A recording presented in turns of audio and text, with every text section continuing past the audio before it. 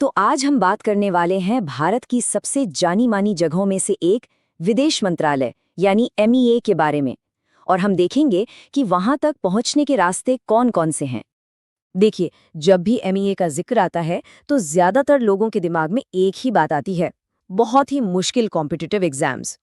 लेकिन सच कहूं तो असलियत इससे कहीं ज्यादा दिलचस्प है। करियर के अलग अलग पड़ावों पर लोगों के लिए कई अलग अलग रास्ते मौजूद हैं।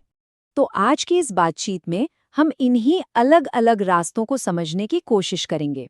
शुरुआत करेंगे ये जानने से कि मंत्रालय आखिर है क्या, फिर देखेंगे कि अनुभवी पेशेवरों, नए लोगों और स्टूडेंट्स के लिए क्या-क्या मौके हैं, और आखिर में इन सभी विकल्पों को एक साथ देखेंगे। चलिए शुरू करते हैं। सबसे पहले तो यही समझ लेते हैं कि आखिर ये विदेश मंत्रालय यानी MEA है क्या चीज़।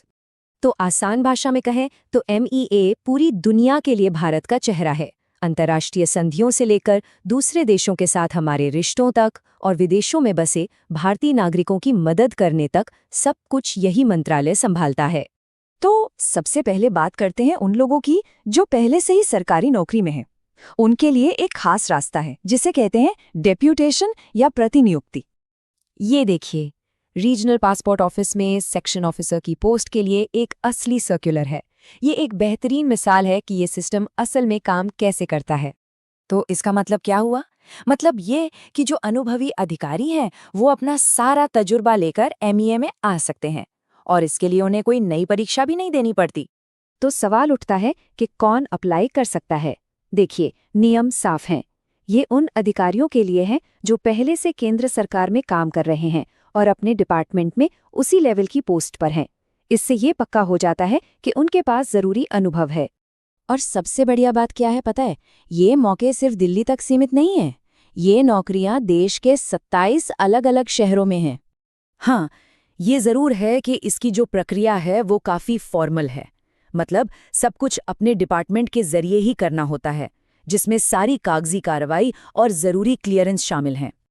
अच्छा, अब आते हैं दूसरे रास्ते पर। चलिए देखते हैं कि MEA के पासपोर्ट डिवीजन में जो बेसिक लेवल की नौकरियां होती हैं वो कैसे भरी जाती हैं। और यहाँ मामला सिर्फ डायरेक्ट एग्जाम का नहीं है। स्क्रीन पर जो दिख रहा है वो 2017 का एक ऑफिशियल गजट नोटिफिकेशन है। अब ये जरूरी क्यों है? क्योंकि यही वो दस्तावेज है जो बताता है कि भर्ती के पक्के नियम क्या होंगे, जिससे पूरी प्रक्रिया में पारदर्शिता बनी रहती है। अब ये स्लाइड देखिए, ये बहुत दिलचस्प है। ये हमें बताती है कि भर्ती कैसे बंटी हुई है। जूनियर असिस्टेंट के लिए आप देखेंगे कि ज्यादातर लोग बाहर से यानी सीधी भर्ती से आते हैं, लेकिन जब बात सीनियर असिस्टेंट की आती है तो वहां पहुंचने का रास्ता पूरी तरह से अंदर से ही है, या तो प्रमोशन से या फिर डिपार्टमेंटल एग्जाम से। ये कमाल की बात है ना? इससे दो अलग अलग सोच साफ दिखती हैं। एक तरफ सिस्टम में नए लोगों को, नए टैलेंट को मौका देना, और दूसरी तरफ जो लोग पहले से सिस्टम में हैं उनके तजुर्बे और मेहनत को सम्मान देना। एक तरह का बैलेंस है ये। तो जो लोग सीधे इस सिस्टम में आना चाहते हैं उनके लिए जूनियर पासपोर्ट असिस्टेंट की शर्तें बिल्कुल साफ हैं, और ये ज़्यादातर बेसिक स्किल्स और क्वालिफिकेशंस पर ही जोर देती हैं। चलिए अब बात करते हैं तीसरे दरवाजे की। ये उन लोगों के लिए है जो अभी अभी अपना करियर शुरू कर रहे हैं। जी हाँ, स्टूडेंट्स और फ्रेश ग्रेजुएट्स।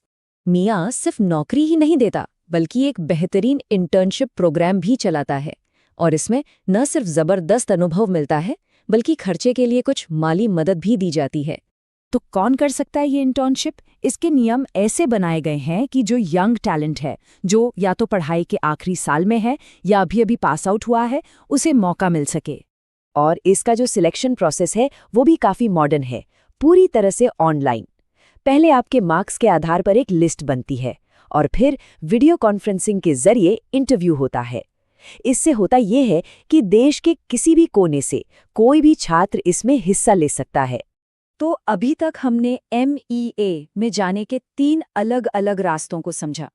तो कुल मिलाकर कहानी ये है कि चाहे कोई तजर्बेकार सरकारी अफसर हो या कोई नौकरी की तलाश में निकला नौजवान या फिर कोई स्टूडेंट, MEA में सबके लिए कोई ना कोई दरवाज़ा खुला है। तो इसका निचोड़ क्या है? यही कि विदेश मंत्रालय तक जाने का रास्ता सिर्फ एक मुश्किल इम्तिहान से होकर नहीं गुजरता, बल्कि यहाँ कई अलग अलग दरवाजे हैं। अब सोचने वाली बात यह है कि किसी के अपने सफर के लिए लोक सेवा की इस यात्रा में कौन सा दरवाजा सबसे सही बैठेगा।